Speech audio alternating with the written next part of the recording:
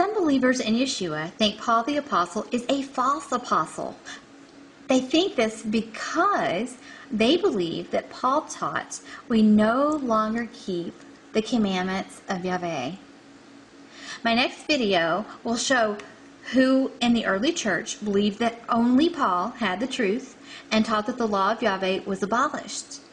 This group followed a man named Marcion.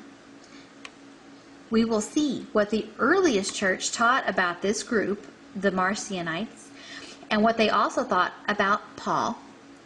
Early church history helps illuminate the truth. In the meantime, those questioning Paul's apostleship should be aware of the following tactic being used by Satan. If Satan can get you to believe Paul is a false apostle, then eventually he can get you to blaspheme the Holy Spirit. Here are at least two ways he could do it. 1. Paul saw a bright light at his conversion and heard a voice from heaven. Paul asked the question, "Who are you, Lord?" A voice from the light answered Paul's question, telling Paul he was Yeshua, who we also call Jesus. Once you deny Paul is an apostle, you may find yourself saying this voice was not Yeshua, but an unholy spirit. You are on very dangerous ground at this point. Now, once you declare that Paul did not hear Jesus' voice, but that voice of an evil spirit, you are likely to say that the spirit that set apart both Paul and Barnabas for his work was not holy, but rather an evil spirit. Beware. Now, this was Jesus' warning in Matthew 12, verse 32. Yeshua said, "Whoever speaks a word against the Son of Man, it shall be forgiven him.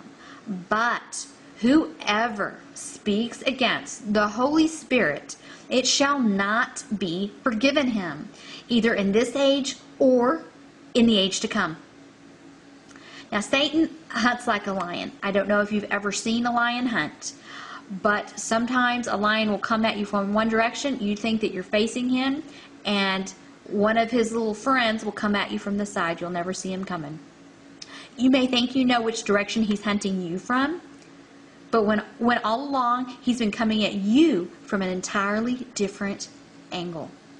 It's okay to search the scriptures to see if what Paul said is true. The Thessalonians were commended for this. They were called more noble. But beware of condemning the spirit that sent Paul out. Do not follow the poor examples of those on YouTube condemning the spirit that set Paul and Barnabas aside for his work. This is what the earliest church read and taught about bringing an accusation. 2 Peter 2, verses 10 through 12, Peter says, "This is especially true of those who follow the corrupt desire of the sinful nature and despise authority. Bold and arrogant, these men are not afraid to slander celestial beings. Yet even angels, although they are stronger and more powerful, do not bring slanderous accusations against such beings in the presence of the Lord. But these men blaspheme in matters they do not understand. They are like brute beasts, creatures of instinct, born only to be caught and destroyed. And like beasts, they too will perish." Now, we usually think of those who are against Paul being an apostle as being pro-law. And so you think, well, this verse might not be talking about them. But actually, one of the characteristics of these men is that they despise authority. Now, what authority? The authority given to the original 12 apostles, not just Paul, but the original 12, they don't respect it. Now, I want to point out that Peter said in his epistle that Paul was a beloved brother. In Acts, you will also see at the Jerusalem Council that Peter, James, and John referred to Paul as a brother. This was their authority. You will also find that none of the apostles threw Peter out of the church. You will find that the earliest church fathers did not throw Paul out of the church. They accepted him and they quoted from his writings. And John outlived Paul, still never mentioned Paul by name. The church accepted Paul, and yet these men do not respect the authority of the disciples or of the early church, the earliest church, who the elders were appointed directly by the disciples. Now let's go down and look at what Jude said. And I want to point out that people who do not accept Paul as an apostle, the way they get around the disciples' authority when the disciples call Paul a brother is to say, let's get rid of this second epistle of Peter, let's get rid of Acts, and let's get rid of everything else that these authors have written. Easy, simple. Jude, verses 8 through 9. Remember, Jude only has one chapter, so we're just looking at verses 8 through 9. Jude says, in the very same way, these dreamers pollute their own bodies, reject authority, and slander celestial beings.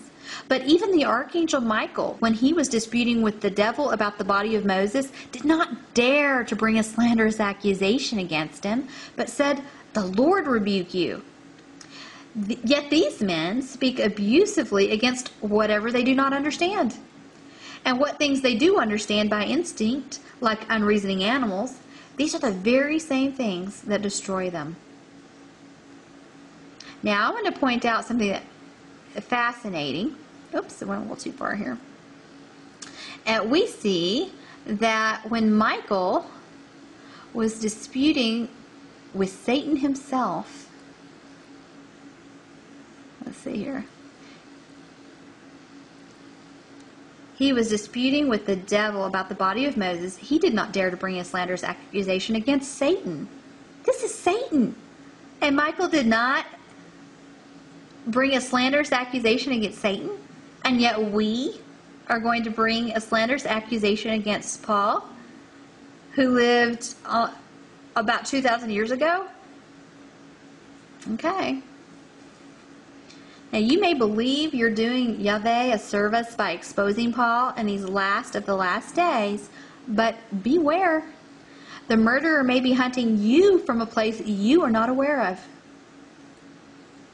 Again, Matthew chapter 12, verses 32, Yeshua says, whoever speaks a word against the Son of Man, it shall be forgiven him.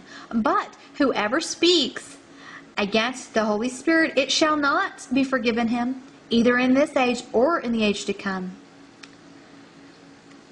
Now, in my next video, I am going to talk a little bit more about Marcion. I'm going to talk about what Marcion and his followers believed about Paul.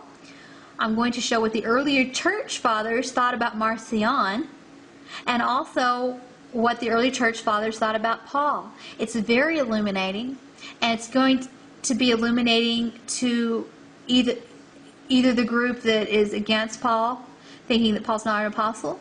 It will also be illuminating to those who think that Paul is an apostle, and that Paul taught we are saved by grace without works. That it doesn't matter what we do, that we don't have to follow the commandments of God. The early church history has been preserved for a reason.